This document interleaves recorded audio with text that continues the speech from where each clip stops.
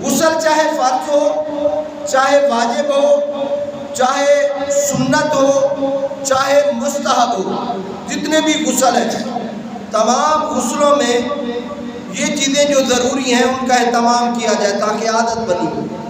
ہمارے ہاں یہ ہے کہ جب غسل فرض یا واجب ہو تو ہم کرتے ہیں بھئی غرارہ بھی کرنا ہے، غرارہ بھی کرنا ہے، ناک میں پانی بھی چڑھانا ہے اور پانی بڑے احتیاط کے ساتھ بہانا ہے، مچلنا ہے پورے جسم کو۔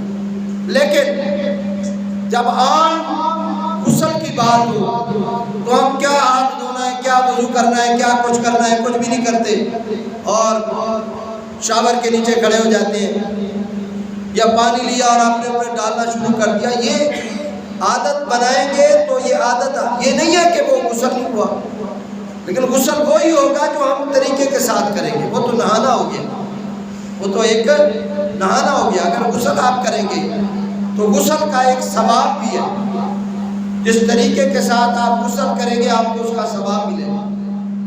اللہ تبارک و تعالیٰ آپ کو اس کا درجہ عطا فرمائے گا، ثواب عطا فرمائے گا، اللہ تبارک و تعالیٰ اس کا اجر عطا فرمائیں گے اگر اس کے طریقے کے ساتھ۔ طریقہ کار کیا ہے؟ غسل کے فرائض میں نے بتایا کہ غسل کے فرائض 3 ہیں: غرارہ کرنا، ناک میں پانی چڑھانا، اور تیسرا جو ہے وہ ہے پورے جسم پہ پانی بہانا، تر بتر پانی بہانا کہ جسم کا بال برابر حصہ بھی خشک نہ رہے، ورنہ غسل نہیں ہوگا۔ یہ تینوں چیزوں، ہاں غسل واجب ہو جاتا ہے روزے کی حالت میں، تب آپ غرارہ نہیں کر سکتے، ناک میں پانی نہیں چڑھا سکتے۔ غرارہ اور ناک میں پانی روزہ کی حالت میں آپ نہیں کر سکتے۔ جیسے روزہ کھولیں گے بڑے بڑے گھونٹ لے لیں، جب روزہ افطار کرتے ہیں اس وقت بڑے بڑے گھونٹ لے لیں، بڑے گھونٹ پی لیں، یا اس وقت جا کے وضو کر کے اس وقت غرارہ کر سکتے ہیں، اس وقت ناک میں پانی چڑھا سکتے ہیں۔ یہ روزے کی حالت میں۔ عام حالت میں فرمایا اچھے طریقے سے غرارہ کریں، پانی کو ٹپکائیں، گلے میں بھی، دانتوں کے اندر بھی، زبان کیا اوپر نیچے بھی، تاکہ 3 مرتبہ اس لیے کہا گیا ہے تاکہ کوئی جگہ آپ کے جسم کے جو اندر والا منہ والا حصہ ہے نا اس میں بھی خشک نہ رہے۔ بڑی احتیاط کی ضرورت ہے، اس کا انتظام و اہتمام کے بعد لوگ دانت لگائے ہوئے ہوتے ہیں، یہ مصنوعی دانت لگوا لیتے ہیں، جو اصل دانت تھے وہ ختم ہو گئے، مصنوعی دانت لگوائے ہیں۔ تو ان کو کیا چاہیے؟ ان کو بھی چاہیے چاہے وضو کر رہے ہوں، کیونکہ وضو میں یہ کوئی فرض واجب نہیں ہے کلی کرنا، غسل میں فرض ہے۔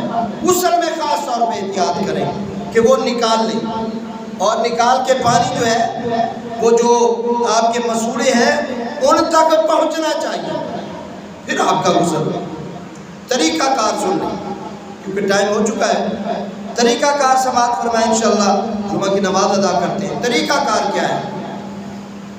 غسل فرض ہے یا واجب ہے، سنت ہے، مستحب ہے؟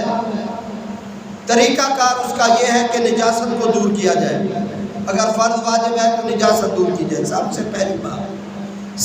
پہلی بات جہاں جہاں نجاست ہے اس کو پہلے دور کرنے کا اہتمام و انتظام کیا جائے، ایک بات۔ دوسری بات یہ کہ جس طریقے سے ہم وضو کرتے ہیں ویسے وضو کیا جائے، چاہے آپ واجب، فرض، سنت، مستحب جو بھی غسل کر رہے ہیں، طریقہ کار یہی ہے، جیسے وضو کرتے ہیں ویسے وضو کیا جائے۔ پاؤں نہ دھوئے جائیں، اگر دھو بھی لیں گے تو کوئی مذائقہ نہیں ہے، لیکن وضو جیسے کیا جاتا ہے ویسے کریں، یعنی ہاتھ دھوئے، کلی کرے، کلی میں وہ غرارہ کرے گا 3 مرتبہ غرارہ کرنا ہے، 3 مرتبہ ناک میں پانی چڑھانا ہے، اور ناک کی جو اندر میل ہے اس کو باہر نکالنا ہے چھوٹی انگلی کے ساتھ۔ اگر کوئی میل جمی ہوئی ہے تو اس کو اچھے طریقے سے نکالیں، تاکہ بعض لوگوں کے ناکوں کے اندر بال ہوتے ہیں، ان بالوں کو بھی پانی پہنچانا چاہیے، اور چھوٹی انگلی سے اندر تک اس کو لے جائے تاکہ نرم ہڈی تک پانی پہنچ جانا چاہیے۔ یہ ضروری ہے، یہ لازم ہے، یہ فرض ہے۔ غرارہ بھی فرض، ناک میں پانی چڑھانا بھی فرض۔ ان دو چیزوں کا خاص طور پہ اہتمام کریں۔ سردیاں ہوتی ہیں، سردیوں میں ہم بار بار پانی یا پانی کو اندر، اور بعض اوقات ہم ناک کے ذریعے سانس لے کے کھینچنے چاہتے ہیں، پانی اوپر چڑھ جاتا ہے، مسئلہ ہوتا ہے۔ لیکن احتیاط کے ساتھ کہ پانی اوپر بھی نہ چڑھے کہ آپ کو کوئی نقصان ہو، کوئی تکلیف ہو۔ بہرحال انتظام و اہتمام کیا جائے غسل کا اس طریقے سے۔ پھر چہرہ دھوئیں، پھر دونوں بازو دھوئیں، مسح کریں، گردن کا مسح کریں، پاؤں نہ دھوئیں، پھر سارے جسم پر پانی بہائیں۔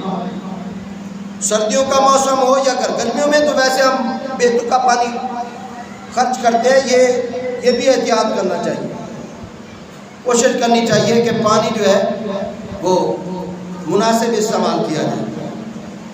سردیوں میں ہم احتیاط کرتے ہیں، گرمیوں میں احتیاط نہیں کرتے، لیکن گرمیوں میں بھی ہمیں احتیاط کرنی چاہیے، سردیوں میں بھی احتیاط کرنی۔ بلکہ فقہاء کرام کہتے ہیں کہ سردیوں میں کیونکہ بندہ ڈر رہا ہوتا ہے پانی سے، پانی اگر آپ 2-4 لوٹے زیادہ بھی استعمال کر سکتے ہیں تو کر لیں، تاکہ ہم نے نصب جو ہمارا نفس ہے نا اس کے خلاف کرنا، اس کے خلاف چلنا۔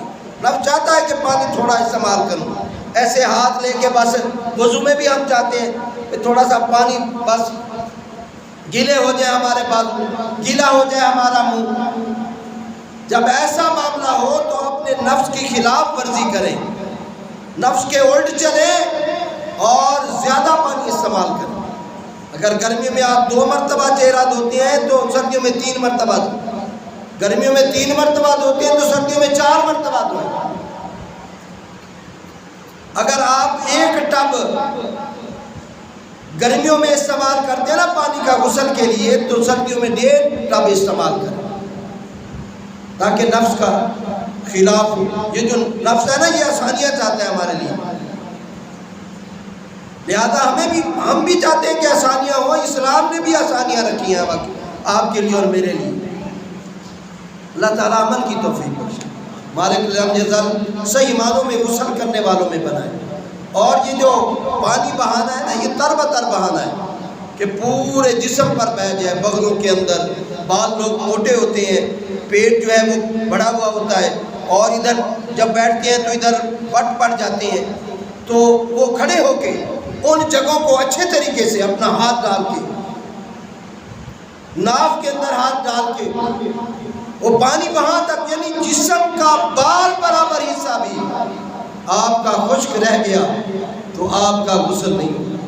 جب غسل نہیں ہوگا تو وضو نہیں ہوگا، وضو نہیں ہوگا تو جتنی عبادات ریاضات آپ کریں گے وہ ساری ضائع جائیں۔ لہذا طہارت کا، اس لیے آپ کے اور میرے نبی صلی اللہ علیہ وسلم نے فرمایا الطہور شطر الایمان، پاکیزگی جو ہے وہ آدھا ایمان ہے، آدھا ایمان۔ اللہ تبارک و تعالی ہم سب کو نیک اعمال کی توفیق عطا فرمائے، آمین۔ وآخر دعوانا